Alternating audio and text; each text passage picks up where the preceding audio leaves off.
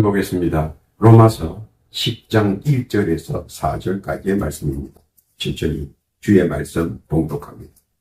형제들아, 내 마음에 원하는 바와 하나님께 구하는 바는 이스라엘을 위함이니 곧 저희로 구원을 얻게 합니다.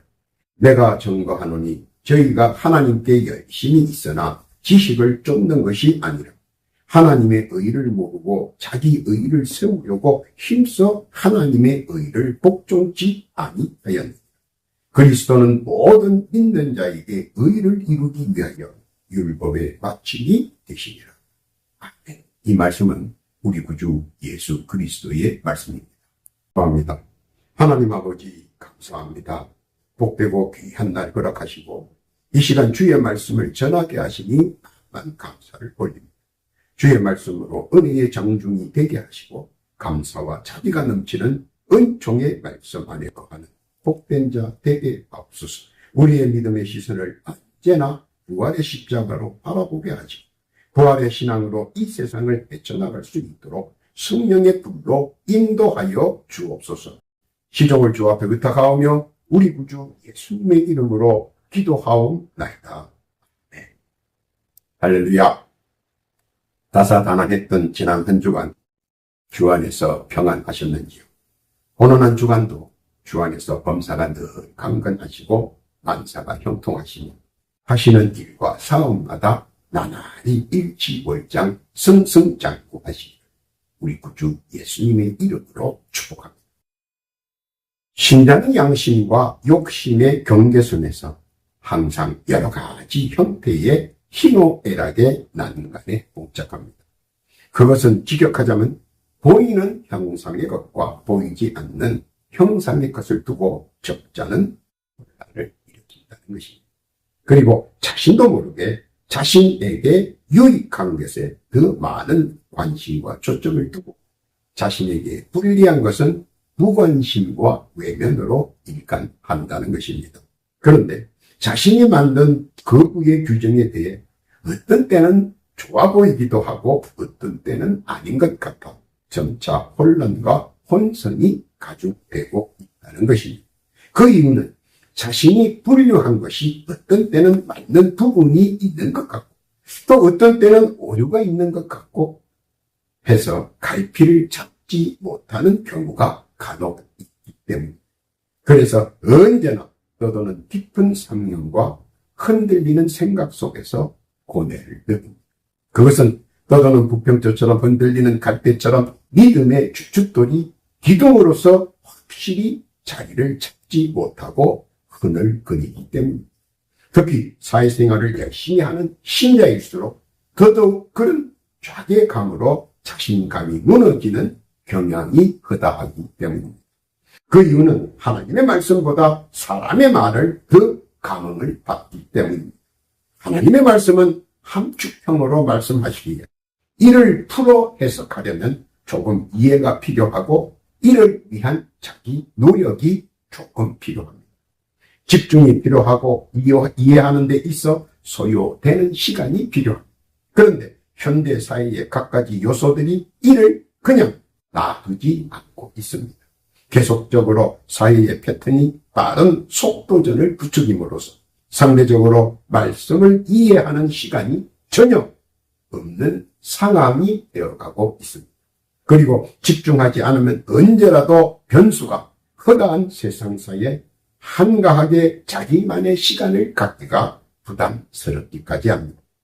그러자 다른 방도를 찾기 시작합니다. 이는 해석하기 쉽고 또는 인본적 사고에 의해 짜인 달콤하고 흥미진진으로 해석한 해석 방법이 점차 관심을 끌게 됩니다. 바쁜 일상에서 자극적인 문구와 흥미 위주의 설명과 함께 해석된 시청각이 점차 확대 인류를 걷고 있습니다. 많은 신자들의 관심을 유발하기도 합니다.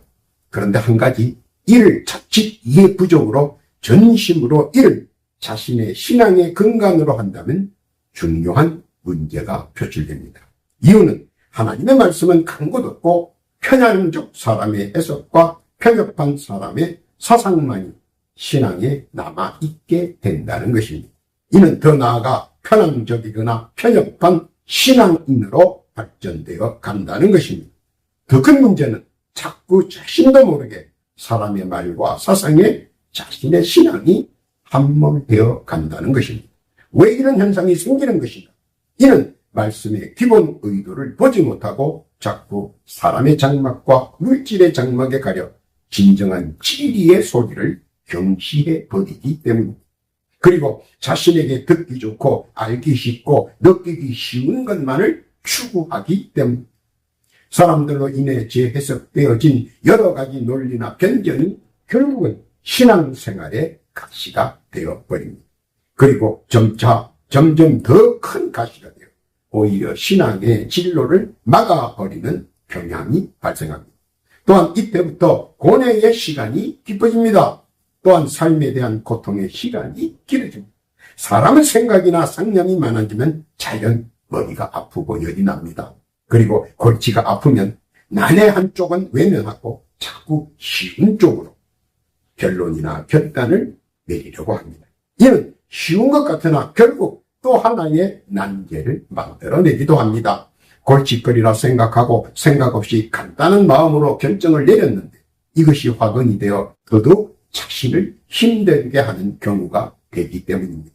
성급함이나 외면이 결국은 자신에게 더 큰 어려움으로 다가올 수 있다는 것입니다. 그래서 알아야 하는 것은 우리가 알고 있는 하나님의 의는 무엇이, 자기의 의는 무엇인가에 대한 정의가 세워져야 한다는 것입니다. 하나님의 의는 단 한 가지입니다. 요한복음 3장 15절 이하에 보면 이는 저를 믿는 자마다 영생을 얻게 하려 하심이니라. 하나님이 세상을 이처럼 사랑하사 독생자를 주셨으니 이는 저를 믿는 자마다 멸망치 않고 영생을 얻게 하려 하심이니라. 믿음입니다. 세상에 살면서 내가 보고 듣고 느끼는 것에 대한 믿음입니다. 결코 우리 하나님께서 다른 것을 요구한 적이 없습니다. 그런데 이처럼 쉬운 것에 대한 허전함이 바로 우리를 요동치게 만든다는 겁니다. 너무 쉽다는 겁니다. 하나님을 믿는다, 하나님의 말씀을 믿는다, 그 단 하나가 너무 쉽다는 겁니다. 그래서 쉬운 것에 대한 허전함이 우리를 요동치게 만든다는 것입니다. 하나님께서 선악과를 먹지 말라고 경계 차원에서 동산 한가운데 두었더니 그것을 가지고 이상한 말을 하고 괴상한 논리를 펴니다. 이것은 믿음에 대한 사람들의 반응이며 사람들의 흔들리는 중심이며 이를 자기의라고 부릅니다. 자기 해석 방법으로 하는 것 말입니다. 하나님의 의는 믿음에서 시작하고 믿음의 근원은 말씀에 있다는 사실을 근본으로 삼아야 합니다. 그리고 그 근본은 흔들리지 않아야 합니다. 사람의 말은 시류에 따라 변하고 변형되고 변질됩니다. 또 환경에 따라 달라지고 처지에 따라 변하고 형편에 따라 요동칩니다. 의의 중심은 변하지 않습니다. 그 어떤 것에도 변형되거나 변질되거나 굳질되지 않습니다. 다만 방법이 조금씩 변할 뿐입니다. 오늘 본문이 그 부분을 내포하고 있으며 그 뜻이 무엇인가 살펴보면서 은혜의 시간 되기를 원합니다. 첫째로 물질적으로 바라본 하나님의 의란 무엇인가 하는 겁니다. 디모데전서 6장 10절 이하에 보면 돈을 사랑함이 일만 악의 뿌리가 되나니 이것을 사모하는 자들이 미혹을 받아 믿음에서 떠나 많은 근심으로서 자기를 찔렀도다. 물질의 근본을 사랑하지 말라는 것입니다. 돈은 세상에서 가장 필요한 물질의 근본입니다. 그것이 필요는 하지만 필요 이상으로 사랑하지 말라는 것입니다. 돈을 사랑하면 자꾸 돈에 빠지게 되고 돈의 노예가 될 수 있기 때문입니다. 그러나 말씀의 기본이 우리 안에 장착되어 있으면 물질을 보는 시각이 달라집니다. 왜냐하면 말씀 속에 그 뜻이 내포되어 있기 때문입니다. 디모데전서 6장 7절 이하에 보면 우리가 세상에 아무것도 가지고 온 것이 없으며 또한 아무것도 가지고 가지 못하리니 우리가 먹을 것과 입을 것이 있은즉 족한 줄로 알 것이니 구하려 하는 자들은 시험과 올무와 여러 가지 어리석고 해로운 정력에 떨어지느니 곧 사랑으로 침륜과 멸망에 빠지게 하는 것이다. 또한 물질의 사랑함은 일만 악을 만들 근본과 시작이 될 수 있기 때문입니다. 물질을 사랑하면 아무래도 질서의 공정보다 무질서의 협작이 먼저 될 수 있기 때문입니다. 세상에서 꼭 필요한 것이기에 필요한 만큼만 소유할 수 있도록 자제하라는 것입니다. 왜냐하면 빈손 들고 가기 때문입니다. 자제하면 이익과 불필요한 시기 질투와 등보다 이해와 조화의 화평을 이룰 수 있다는 것입니다.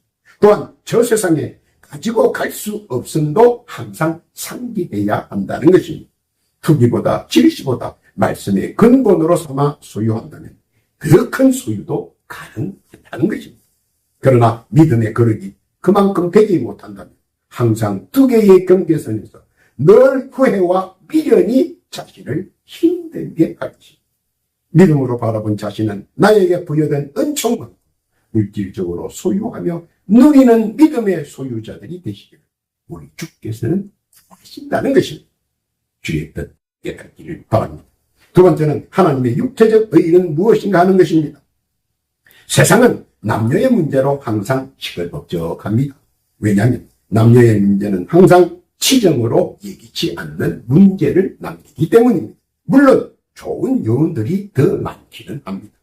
하나님께서는 남녀 관계를 명확하게 선을 그어주셨습니다. 창세기 2장 18절 이하에 보면 여호와 하나님이 가라사대 사람이 독초하는 것이 좋지 못하니 내가 그를 위하여 돕는 배필을 지으리라 하시니 마주보고 함께하는 동반자로 서로 아끼고 좋아하고 사랑하라는 것입니다. 그런데 이 말씀을 듣고 믿고 지키는 자는 일생 화목, 일생 평안이 함께합니다. 왜냐하면 말씀이 일생 평안과 일생 화복을 지켜주기 때문입니다.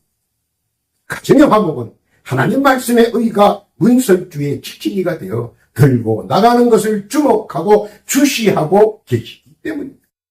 반대로 자기 의는 시선을 외부로 돌리고 타인과 비교하고 욕망의 근원으로 삼습니다. 서로가 돕는 배필에서 자기의 의로 인하여 욕망의 원천이 되게 하고 갑자기 야심의 노예로 전락시켜버립니다. 그리고 욕심이 과하여 자신이 하지 못하는 부분까지 할 수 있는 마술사 배필로 주문하고 있다는 것입니다.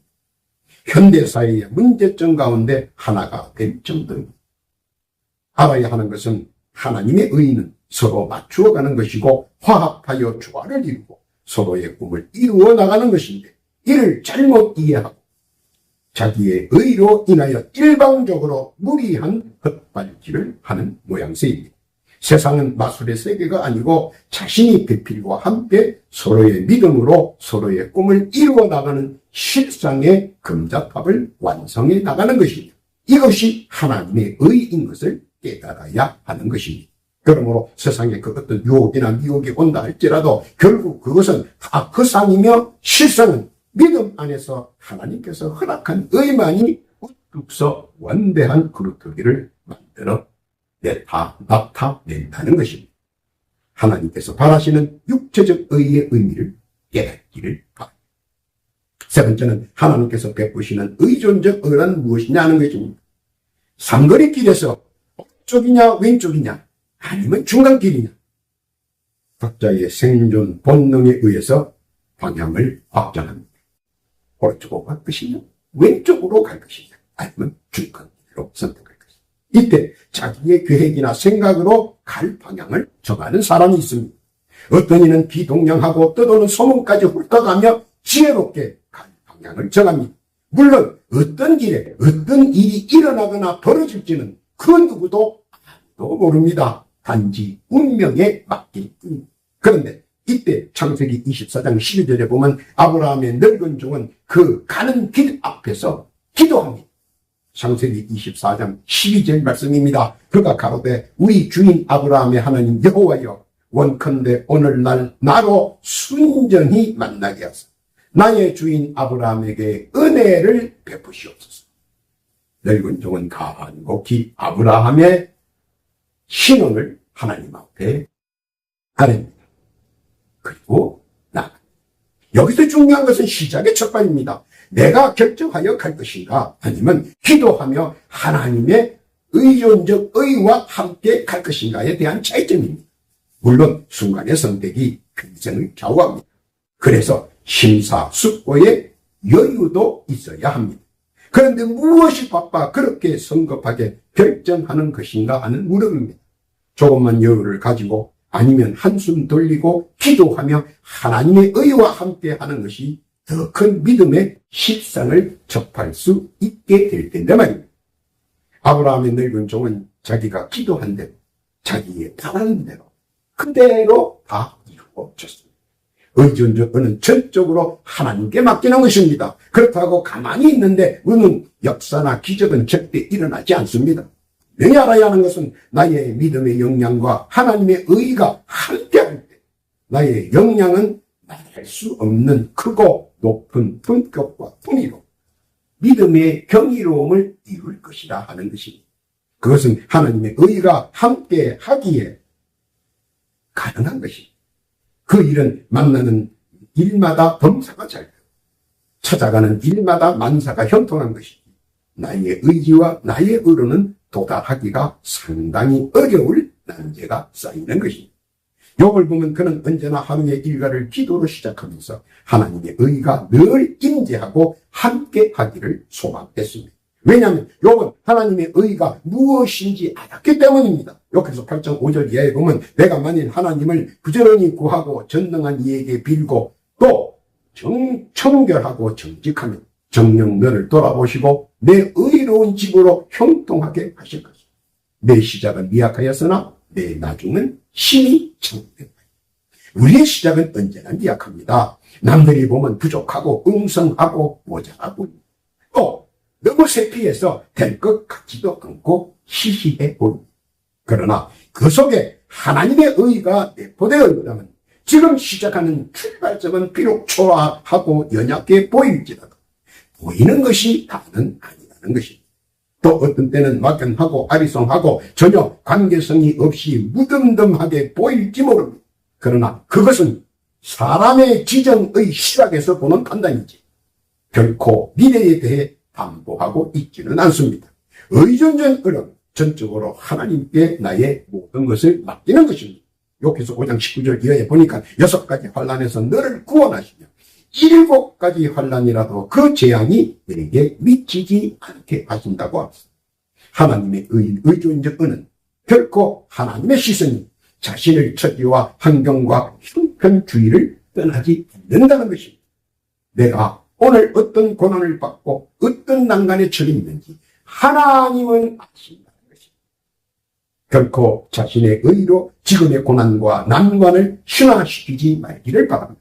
우리 하나님을 믿으면 하나님께서는 의존적으로 늘 함께 하시며 힘이 되어주시고 지켜주시기를 원하십니다. 늘 함께 하기를 원하시는 하나님의 그 사랑 깨닫기를 바랍니다. 네 번째는 하나님의 정신적 의란 무엇인가 하는 겁니다. 믿음과 바람은 서로 다르다고 생각하는 이들도 있습니다. 신앙과 자기 하는 일과는 전혀 다르며 상관이 없다고 생각할 수도 있습니다. 그러나 사실 모든 것은 일맥상통한다는 것입니다. 말씀이라는 뿌리는 믿음이라는 줄기로 말씀에 대한 형상으로 나타내 보여줍니다. 이는 모든 부분이 일체가 되어 있다는 것입니다. 그런데 만약 이를 부정하고 뿌리에서 오는 모든 영양분을 거부한다면 줄기는 이내 고사할 것입니다. 더 나아가 말씀에 의한 하나님의 의와 권능은 비록 몸은 멀리 떨어져 있다 할지라도 결코 멀리 떨어져 있지 않다는 것입니다. 낮은 신음에도 가느다란 목소리도 우리 하나님은 다 듣고 알고 계십니다. 이 세상에 존재하는 그 어떤 레이더보다 수만 배는 더 선명하게 듣고 더 선명하게 보고 더 선명하게 주목하고 계시다는 겁니다. 또한 하나님의 의는 말씀에 대한 믿음의 가시적 응답이 항상 선제되어 있다는 사실입니다. 욥기서 9장 10절 이하에 보면 청량할 수 없는 큰 일을 셀 수 없는 기이한 일을 행하시는 분이라고 했습니다. 그가 내 앞으로 지나가시나 내가 보지 못한다. 그가 내 앞에서 나아가시나 내가 깨달지 못한다고 했습니다. 그리고 암울한 세상 텅빈 광야같이 황망한 것 같다. 하나님의 의는 보고 다 알고 다 듣고 계시다는 것입니다. 내가 허공에서 말한다고 하나님이 못 들으시는 건 아니라는 사실. 언제나 어디서나 신자의 정신적 영적 교류를 통해 더 큰 꿈과 소망을 함께 이루시기를 원하신다는 것입니다. 요한복음 15장 7절 예문 너희가 내 안에 거하고 내 말이 너희 안에 거하면 무엇이든지 원하는 대로 구하라. 그리하면 이루리라. 주께서는 주와 영적 교류를 통해 많은 열매 맺기를 바라십니다. 넘치는 은혜, 주체할 수 없는 은총, 무한정 함께 해주시겠다는 것입니다. 그 뜻 깨닫기를 바랍니다. 결론입니다. 하나님의 말씀에 의 안에 안주해야 한다는 것입니다. 그래야 마침의 끝과 처음 시작의 첫걸음이 된다는 것입니다. 구속의 주와 함께 새로운 시작의 세상과 함께 할 수 있다는 것입니다. 말씀의 줄기는 믿음이고 믿음은 형이상학에 대한 나의 믿음의 거루터기라는 것입니다. 욥기서 23장 8절 에 보면 그런데 내가 앞으로 가도 그가 안 계시고 뒤로 가도 보이지 아니하며 그가 왼편에서 일하시나 내가 만날 수 없고 그가 오른편으로 돌이키시나 배울 수가 없고 나의 가는 길을 오직 그가 아시나니 그가 나를 하신 후에는 내가 정금같이 믿음으로 시작한 나의 미약한 시작과 창대한 끝을 말씀과 함께하며 세상에서 밀려오는 세찬 역병의 파고를 믿음으로 뚫고 나가야 합니다. 언제나 믿음의 증거는 시련과 고난 속에서 나타내 보여주기 때문입니다. 모진 단련은 나의 신앙의 상태를 순금같이 빛나게 만들어줍니다. 베드로는 말씀을 믿고 물 위에 뛰어들었습니다. 이때부터 말씀이 증거같이 현실 속에서도 강한 빛으로 증거합니다. 믿는 자에게 능치 못함이 없음을 말합니다. 말씀을 듣자 믿음이 갑자기 생성되고 믿음 안에서 장님이 눈을 뜨고 보았습니다. 또한 문둥병자가 나음을 받았습니다. 안전병이가 일어남을 경험합니다. 세상의 모든 유혹과 미혹도 말씀을 보지 못하고 듣지 못하기 때문에 발생합니다. 변정한다면서도 없는 죄 만들어내고 없는 요설과 낭설도 만들어냅니다. 듣기 좋고 흥미진진하기 때문입니다. 그러나 말씀은 조금 딱딱하지만 심성을 찌릅니다. 그러나 좋은 약은 입에 쓰듯 말씀 때문에 찔림은 아직도 은혜 받을 만한 때이고 은총을 사모할 때라는 증거입니다. 말씀이 귀에 거슬립니까? 말씀으로 가슴이 아픕니까? 은혜 받을 수 있는 때고 그리고 은총을 사모할 수 있는 때라는 것을 깨닫기를 바랍니다. 하나님은 사랑이십니다. 사랑의 의는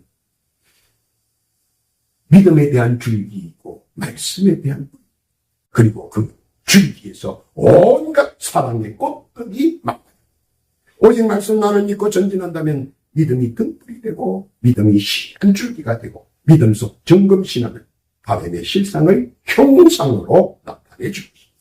이것이 하나님 말씀의 근본 뜻이며 주의이며 이를 나타내는 것이 하나님의 의인 것을 믿고 그 속에 단호하게 믿고 전진하는 것입니다. 세상은 이를 알아볼 것이며 세상은 믿는 자에게 보여줍니다. 범사가 잘되고 망사가 형통으로 말입니다. 주의 말씀은 모든 일의 시작이 되며 창대함으로 그 끝맺음을 해주시기 때문입니다. 오늘도 주의 말씀을 믿고 믿음의 대로 속을 누비며 전진하는 신전 주의 크신 은혜와 은총이 하나님의 의 가운데 함께하여 소망을 이루는 복되고 귀한 성도 다 되시기를 우리 구주 예수님의 이름으로 기도합니다. 하나님 아버지 감사합니다. 마침의 시작과 끝이 되시는 주님을 믿습니다. 믿음의 의로 은혜의 줄기를 허락하시고 만개한 은총을 허락하여 주옵소서. 주의 사랑과 자비를 만끽하는 자 되게 하옵소서. 더하여 기도드립니다. 주의 말씀을 구독하고 조회하며 말씀을 사랑하는 성도들 각자 주께 올리는 소망과 간구의 사연들이 있습니다. 주여 귀 기울여 들어주옵시고 올리는 기도의 제목 다 응답하여 주시옵소서. 또한 간곡히 시간 기도하옵기는 육신의 병고와 영의 질고로 인하여 많은 고통과 아픔을 당하는 성도 있습니다. 지금 이 시간 각자 자기의 자리에서 겸손하게 부복하며 자기의 성취에 손을 얹고 간절히 병나음에 갈급한 심령 주께 신원합니다. 주여 지금 그들의 영과 육에 붙어있는 사악한 영과 어둠의 세력들은 지금 예수 그리스도의 이름으로 명하노니 지금 즉시 그 영과 육신에서 물러갈지어다 떠날지어다 사라질지어다 그리고 즉각 치유하고 완쾌될지어다. 또한 모든 성도의 건강도 지켜주옵시고 영역 안에 들어온 큰 영들이 일체 틈타지 않게 지켜보호하여 주옵소서. 허락하신 은혜와 은총 감사드리오며 우리 구주 예수님의 이름으로 기도하옵나이다.